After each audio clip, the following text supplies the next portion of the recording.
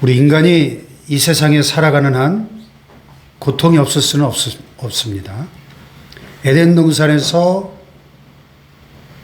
처음 사람 아담과 하와가 하나님과 맺은 언약을 어기고 범죄한 이후로 오늘까지 이 세상에는 고통과 질병과 죽음, 시험과 환난과 갈등은 계속되고 있습니다. 어떤 경우에는 정말 견딜 수 없는 고통이 있습니다. 그것이 질병일 수도 있고 경제적인 문제일 수도 있고 또 인간 관계에서 오는 어떤 정신적인 문제일 수도 있습니다. 때로는 가정에서 남편과 아내의 문제에서 또는 자녀들과의 문제에서 비롯된 것일 수도 있습니다.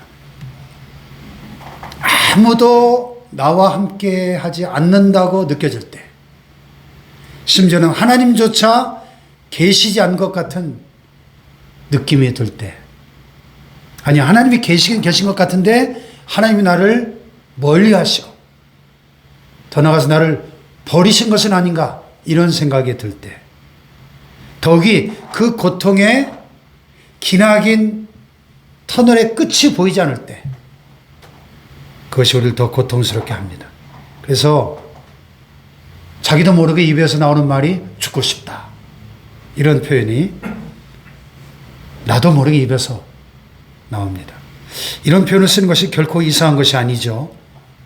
죽는 길만이 이 고통스러운 상황을 탈출할 수 있는 유일한 길이라고 생각되기 때문에 죽고 싶다 하는 말들을 쓰게 됩니다.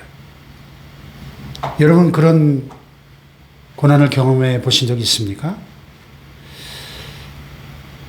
지난 1년간 이 코로나 상황이 계속되면서 우리 주변에 이런 고통을 겪는 분들이 참 점점 많아지고 있는 것 같습니다. 뉴스를 봐도 그렇고요. 그런데 인류 역사상 사람들이 가장 고통스럽다고 느낄 때 사용하는 그 여러 표현들 중에서도 가장 처절한 표현이 하나 있다면 그것은 바로 예수님께서 우리 죄를 대속하시기 위해서 십자가 위에서 돌아가실 때 하셨던 말씀이 아닐까 생각합니다. 예수님께서 십자가 위에서 고통당하실 때 소위 가상칠언, 십자가 위에서 하신 7마디의 말씀, 짧은 말씀들을 하셨는데 그 중에 예수님의 처절한 고통을 묘사한 내용이 한 대목 있죠. 유대인들의 모국어인 아람어로 엘리 엘리 라마 사박다니 하는 것입니다. 그 말의 뜻은 나의 하나님 어찌하여 나를 버리셨나이까 하는 말이죠. 오늘 본문 시편 22편은 다윗의 시인데요. 다윗이 고통 속에서 지은 이 시의 첫 번째 1절이 그렇게 시작되고 있습니다. 같이 한번 읽어볼까요? 1절 시작. 내 하나님이여 어찌 나를 버리셨나이까? 어찌 나를 멀리하여 돕지 아니하시오며 내 신음소리를 듣지 아니하시나이까? 이 시의 표저에 보면 제목이 히브리어로 아엘렛 샤할 이렇게 되어 있어요. 문자적인 의미로 직역하면 새벽의 암사슴 이런 뜻입니다. 새벽의 암사슴. 이 표제가 보여주는 그림은 뭐냐면 긴 밤이 지나가고 기나긴 고통의 밤이 지나고 새날이 밝아오는 것을 보여주고 있습니다. 이 표제어대로 이 시는 고난의 기나긴 밤 이후에 영광의 새날이 도래하는 것을 보여주며 종결이 됩니다. 이 시는 1차적으로는 고난 중에서 이 시인의 간구를 들으시고 하나님이 구원을 주시는 내용이지만 동시에 장차 오실 메시아 예수 그리스도의 고난과 영광 받으심에 대해서 예언한 메시아의 시편으로 유명하죠. 그래서 이 시는 특별히 메시아의 고난을, 그 십자가의 고통을 가장 리얼하게 생생하게 묘사해주고 있습니다. 하지만 이 시편의 적용면에 있어서 이 시편은 당시 저자인 다윗의 체험적인 고통을 바탕으로 한 노래이기 때문에 1차적으로는 이 저자인 다윗 자신에게 적용되어져야 되고, 그 다음으로 예수 그리스도와 메시아의 예언으로 이렇게 연관이 되어야 합니다. 이 첫 번째 단락을 보면 1절부터 21절까지의 내용인데, 다윗이 그가 당하던 그 고난의 극심함으로부터 구원해 주실 것을 간구하는 기도입니다. 두 번째 단락은 22절로 마지막 31절까지 내용인데, 다윗의 영광을 회복시켜 주시는 하나님을 향한 찬송의 시입니다. 그 중에서도 오늘은 특별히 이 시 가운데 우리 인간에게 찾아올 수 있는 그 고통의 처절함을 우리가 한번 살펴보고요. 그 고통의 기나긴 터널에서 벗어날 수 있는 출구가 무엇인가 하는 주제에 초점을 맞춰서 은혜를 나누기 원합니다. 자, 이 시의 저자인 다윗은 이스라엘 역사상 가장 유명한 왕이죠. 한 나라의 최고 권력자인 왕이라고 한다면 세상 근심 걱정거리가 전혀 없고 부귀영화만 누렸을 것 같은데, 실제 다윗의 인생을 보면 참 파란만장하고 커다란 고통과 절망 가운데 빠질 일들이, 그런 사건들이 많았죠. 성경에 보면 다윗의 생애 중에 가장 큰 공경 가운데 있었던 때는 뭐니 해도 그의 천연기, 사울의 핍박을 피해서 쫓겨다닐 때가 가장 대표적인 시기일 것입니다만, 그가 왕이 되고 난 후에도 더 큰 고통들이 기다리고 있었습니다. 그것은 바로 그의 아들 압살롬의 반역으로 인해서 목숨이 위태로운 지경이 되고, 야반 도주하다시피 왕궁을 쫓겨나와서 도망다녀야 되는 그런 신세가 된 것이었죠. 그리고 권력이 압살롬에게로 이동하면서 예나 지금이나 사람들은 권력을 쫓아다니지 않습니까? 충신이라고, 측근이라고 여겼던 사람까지 그 권력을 따라 다 옮겨가 버렸습니다. 그리고 또 말년에 보면 자신의 교만으로 인해서 하나님이 그토록 싫어하시는 인구 조사를 강행했다가 백성들이 전염병으로 사흘 만에 7만 명이 죽는 그런 비극도 있었죠. 또 성경에 언급되지 않았지만 여러 가지 고통이 그를 힘들게 했을 것입니다. 그래서 오늘 본문의 이 시편 22편의 이 시는 그 여러 사건들 중에서도 어떤 역사적 상황인지 정확하게 알 수는 없습니다만은 아마도 무척 견디기 힘들었던 상황으로 보여집니다. 그래서 이 1, 2절 시작부터 그가 얼마나 힘들고 고통스러웠는지를 잘 표현하고 있죠. 자, 1, 2절을 다시 한번 읽어볼까요? 시작. 내 하나님이여, 내 하나님이여, 어찌 나를 버리셨나이까? 어찌 나를 멀리하여 돕지 아니하시오며 내 신음소리를 듣지 아니하시나이까? 내 하나님이여, 내가 낮에도 부르짖고 밤에도 잠잠하지 아니하오나 응답하지 아니하시나이다. 내 하나님이여, 내 하나님이여, 어찌 나를 버리셨나이까? 이 말이 예수님께서 십자가 위에서 그 모욕감과 수치와 그 고통의 절정에서 외치셨던 엘리 엘리 라마 사박다니, 그 말의 번역이죠. 다윗이 얼마나 고통스러웠으면 내 하나님 어찌 나를 버리셨습니까? 이렇게 절규했을까 하는 생각이 듭니다. 여기 6절로 8절에 보면 그가 당하는 모욕감과 고통이 참 실감나게 잘 묘사되어 있습니다. 6절로 8절 봅시다. 시작. 나는 벌레요 사람이 아니라 사람의 비방거리요 백성의 조롱거리니이다. 나를 보는 자는 다 나를 비웃으며 입술을 삐죽거리고 머리를 흔들며 말하되 그가 여호와께 의탁하니 구원하실 걸, 그를 기뻐하시니 건지실 걸 하나이다. 사람들이 지금 고통을 당하고 있는 자신을 보면서 사람 취급을 하는 것이 아니라 무슨 취급을 해요? 벌레 취급을 하는 거예요. 벌레 취급. 고통당하는 자신의 모습을 보고 사람들이 입술을 삐죽거리고 머리를 흔들면서 조롱한다는 것입니다. 아니 저 인간 하나님을 섬긴다지? 아니 자기가 섬긴 하나님 어디 가셨대? 하나님이 살아계시다면 건져주시겠지? 이러면서 비웃는다는 겁니다. 요즘 말로 바꾸고 말하면 아니 저 홍 목사 하나님의 종 아니야?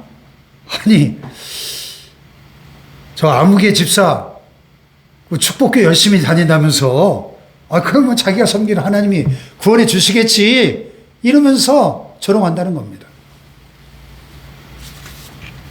그 당시에 다윗이 이토록 큰 어려움 가운데 처해 있는데 아무도 그를 도울 자가 없었다는 거예요. 11절을 보십시오. 11절 시작.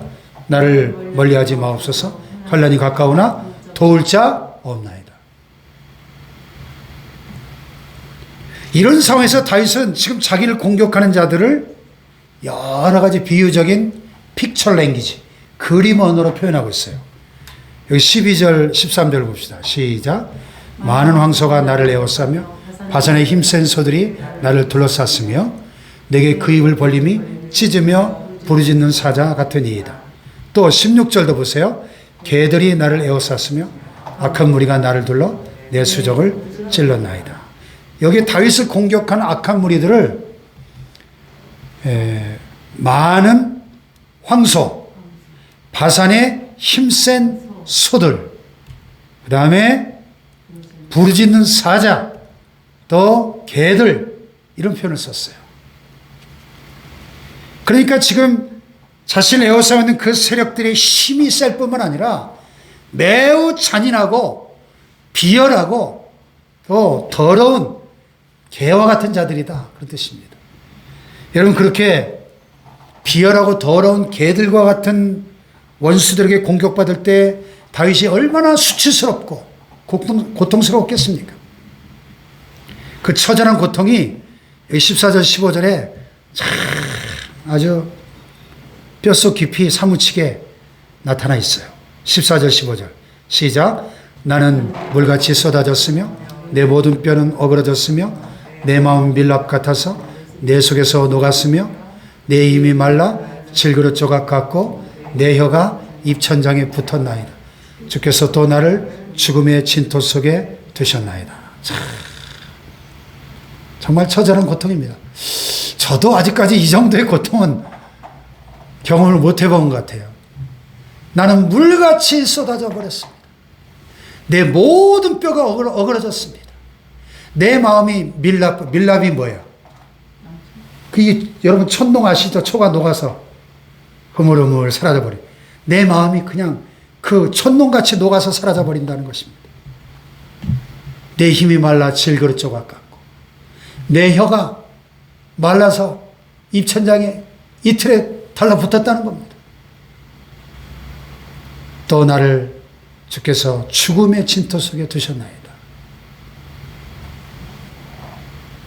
그래서 지금 이 개들과 같은 악한 무리들이 바산의 힘센 암소와 같고 울부짖는 사자처럼 잔인하게 그렇게 공격하고 덤벼드는 그 상황이 꼭 이와 같았다는 거예요. 그런데 다윗은 거기에 대해서 아무런 어떤 대항할 힘이 없는 거예요. 무기력한 거예요.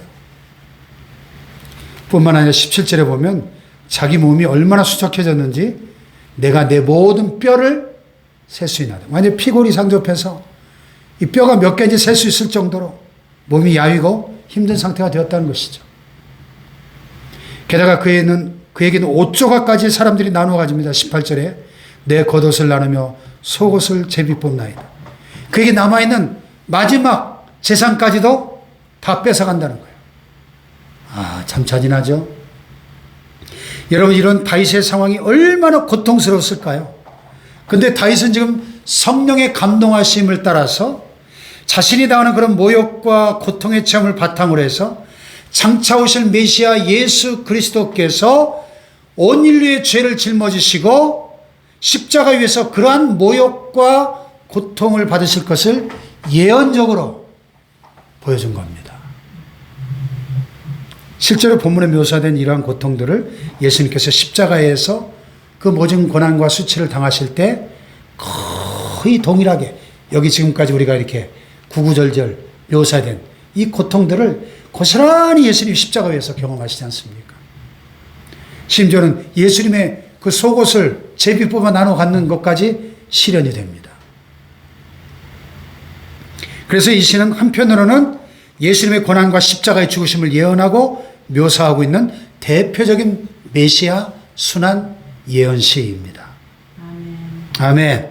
이것은 당시 이 시의 저자인 다윗이 얼마나 커다란 고통과 모욕감 속에 좌절에 빠져 있었는지를 아주 잘 보여주고 있는 거죠. 자, 이런 상황에서 다윗이 할 수 있는 일이 뭘까요? 하나님께 호소하고 탄원하는 것밖에 없죠. 그 당시 상황의 유일한 출구는 기도 외에는 없었습니다. 그래서 밤낮을 가리지 않고 다윗은 간절하게 하나님께 울부짖으며 기도합니다. 그런데도 오랫동안 응답이 없었다는 거예요. 응답이. 그것을 1, 2절에 그가 잘 표현했어요. 내 하나님이여 내 하나님이여 어찌 나를 버리셨나이까. 어찌 나를 멀리 돕지 아니하시며 내 신음소리를 듣지 아니하시나이까. 내 하나님이여 내가 낮에도 부르짖고 밤에도 잠잠하지 아니하오나 응답하지 아니하시나이다. 하나님의 침묵이 가장 견딜 수 없는 고통이죠. 예수님께서도 십자가 위에서 가장 견디기 힘들었던 것은 그 사람들의 조롱과 비웃음과 비난보다도 육체적인 고통보다도 그 사랑하는 하나님 아버지의 침묵이었습니다. 사랑하는 아버지께서 사랑하는 독생자의 고난을 참아 지켜볼 수가 없어서 얼굴을 돌려버리는, 외면하시는 그것이 가장 큰 고통이었던 것입니다. 이런 상황이라면 누구나 절망할 수밖에 없을 것입니다. 아마 죽음이 유일한 탈출구라고 생각할 수밖에 없을 것입니다. 하지만 이때 다윗은 과거 이스라엘의 역사를 회상하면서 그 역사 가운데 행하셨던 하나님의 능력을 바라보기 시작합니다. 자, 3절로 5절을 봅시다. 시작. 이스라엘의 산성 중에 계시는 주여 주는 거룩하시나이다. 조상들이 주께 의뢰하였으므로 그들을 건지셨나이다. 그들이 주께 부르짖어 구원을 얻고 주께 의뢰하여 수치를 당하지 아니하였나이다. 아멘. 여러분, 다윗이 지금 그 고통 중에 그의 조상들이 그렇게 주님을 의뢰하고 기도하였을 때 구원해 주신 그 역사를 어떻게 알았을까요? 어떻게? 물론 뭐 어려서부터 배운 성경 교육이 있었겠지만 이 고통스러운 상황 속에서 다윗이 성경을 펼쳐놓고 읽었다는 것입니다. 그 가장 고통스럽고 힘든 그때에 다윗은 성경을 펴서 읽었습니다. 과거 역사 속에 자기 조상들이 주님을 의뢰하고 기도할 때 하나님께서 그들을 구원하시고 수치를 당하지 않게 해주신 역사를 읽은 겁니다. 아마도 뭐 예를 들자면 출애굽기에 있는 그 과거 이스라엘 백성들이 애굽에서 노예로 고통 가운데 부르짖으며 신음을 토해낼 때 하나님께서 그들의 울부짖음을 들으시고 그들을 애굽에서 건져내셨던 역사, 또 홍해바다의 그 위기 앞에서 그들을 구원해 주신 이런 역사들을 말씀을 펴서 읽으면서 생각했겠죠. 그래서 다윗은 지금 이 고통스럽고 수치스럽고 모욕적인 상황에서 성경을 펼쳐 읽다가 이렇게 기도한 거죠. 하나님은 다른 신들과는 달리 거룩하신 분이십니다. 윤리 도덕적으로 공의로우신 분이십니다. 우리 조상들이 주님을 의뢰하고 주님께 부르짖을 때 하나님이 그 기도를 들으시고 구원해 주심으로 우리 조상들이 수치와 모욕적인 상황에서 건진받은 것을 제가 이 말씀을 통하여 다시 한번 깨닫습니다. 이 역사에 기록된 대로 지금 이 상황에서 과거 그 역사 속에서 능력으로 역사하셨던 것처럼 지금 이 현장에서 저의 기도를 들으시고 이 고통스럽고 수치스러운 상황에서 건져주시옵소서. 할렐루야. 이렇게 기도하고 있는 거죠. 다윗의 기도가 19절로 21절에 더 구체적으로 표현되어 있습니다. 19절로 21절 시작. 여호와여 멀리하지 마옵소서. 나의 힘이시여 속히 나를 도우소서. 내 생명을 칼에서 건지시며 내 유일한 것을 개 세력에서 구하소서. 나를 사자 입에서 구하소서. 주께서 내게 응답하시고 들소의 뿔에서 구원하셨나이다. 아멘.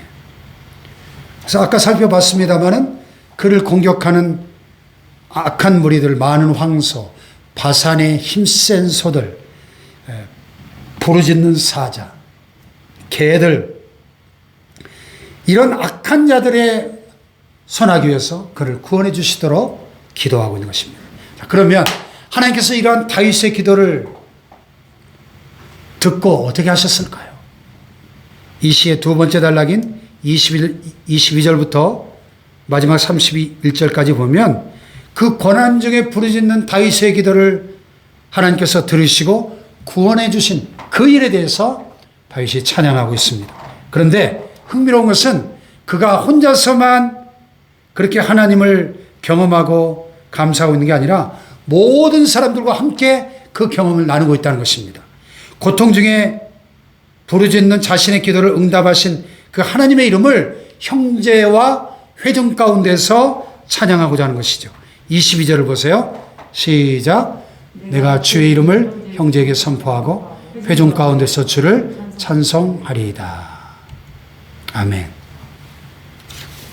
뿐만 아니라 23절에 보니까 온 이스라엘 회중을 향하여 다 함께 여호와를 경외하도록 도전하고 있습니다. 23절 시작. 여호와를 두려워하는 너희여 그를 찬송할지어다. 야곱의 모든 자손이여 그에게 영광을 돌릴지어다. 너희 이스라엘 모든 자손이여 그를 경외할지어다. 아멘. 그러면서 바로 그 다음 절에 보면 그렇게 여호와를 찬송하고 경외해야 될 이유가 뭐냐? 이유가 24절에 시작.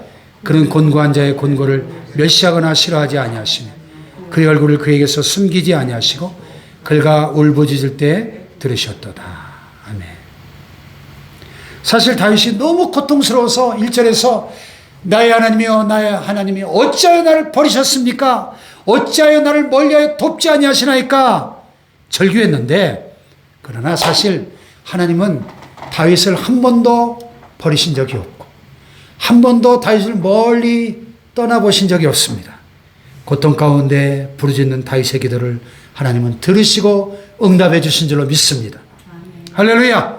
그래서 하나님은 고통 중에 부르짖어 기도하는 자의 그 고난을, 그 곤고함을 멸시하거나 싫어하시는 분이 아니다 하는 것을 다윗은 체험적으로 깨달은 것입니다. 할렐루야.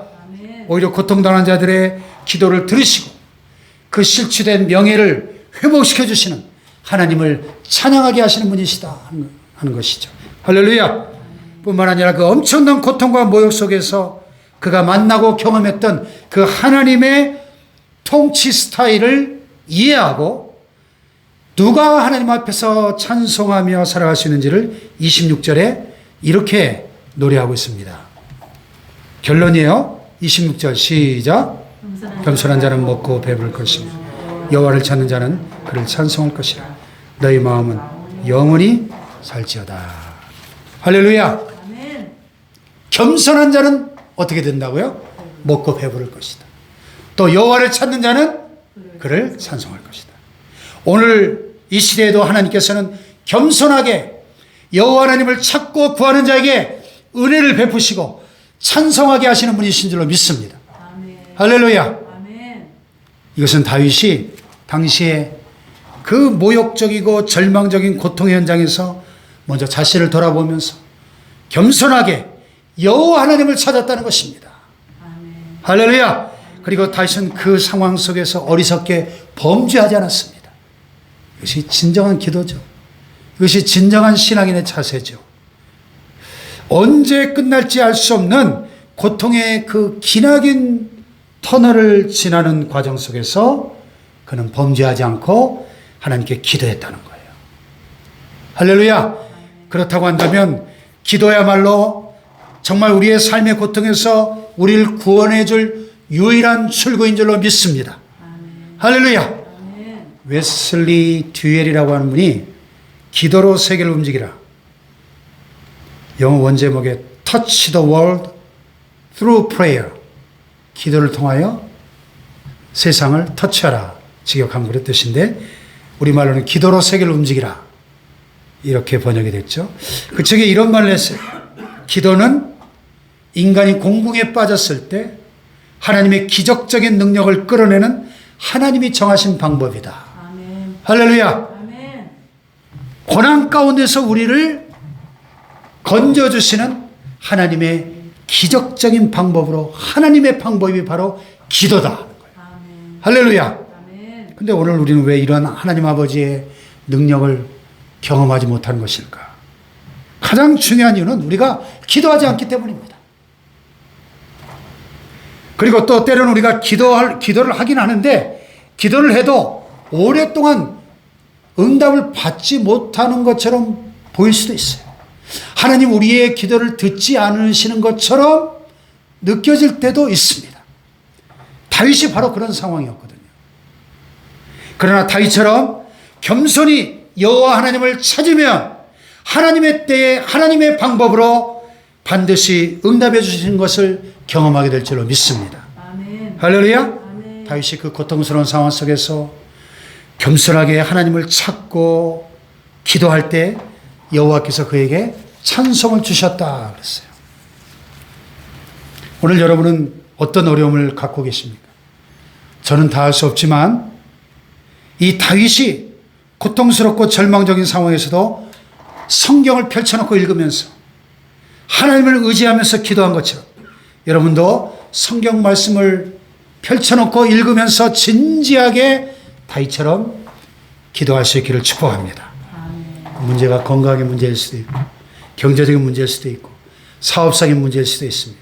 또한 자녀들의 문제일 수도 있고 장래의 진로에 관한 문제일 수도 있습니다. 때로는 다윗이 경험한 것처럼 엘리엘이 라마 사박다니 나의 하나님이여 나의 하나님이여 어찌하여 나를 버리셨습니까? 라고 절규할 수밖에 없는 하나님이 너무나 멀리 계시는 것처럼 느껴지는 그런 고통일 수도 있습니다. 하지만 그러한 때에도 다윗처럼 범죄하지 말고 겸손히 하나님을 찾고 또 찾고 구하면 하나님은 반드시 들어주시고 그분의 능력과 존재를 분명하게 나타내 보여주신 것을 경험하게 될 줄로 믿습니다. 영국의 마틴 로이드 존스 목사님 탁월한 강의 설교자이셨는데 이 로이드 존스 목사님이 성도의 특권인 기도의 능력을 체험하는 문제에 대해서 참 의미 있는 말을 했어요. 들어보세요. 성경을 읽고 여러분을 향하신 하나님의 약속의 목록을 만들어 보십시오. 그리고 나서 그 목록을 하나님 앞에 들고 나가서 그 존전에 구하십시오.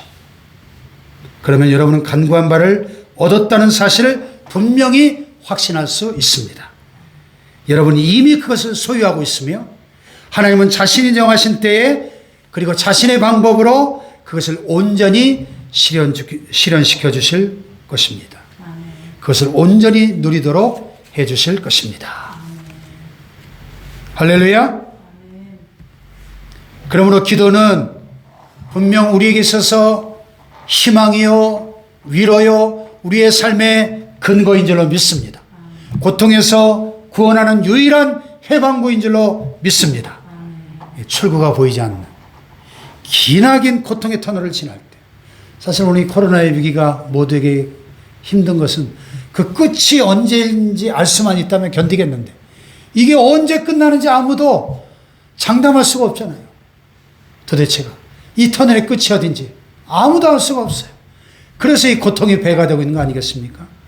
그러한 때 다윗처럼 기도한다면 겸손히 하나님을 찾는다면 우리 인생의 모든 문제가 또 우리 교회의 문제도 우리 가정의 문제도 우리 개인적인 모든 어렵고 복잡한 문제도 다 풀어지는 하나님의 응답을 경험하게 될 줄로 믿습니다. 할렐루야. 겸손한 자는 먹고 배부를 것이며 여호와를 찾는 자는 그를 찬송할 것이라. 할렐루야. 이러한 은혜가 임하시기를 주님의 이름으로 축원합니다. 축원합니다.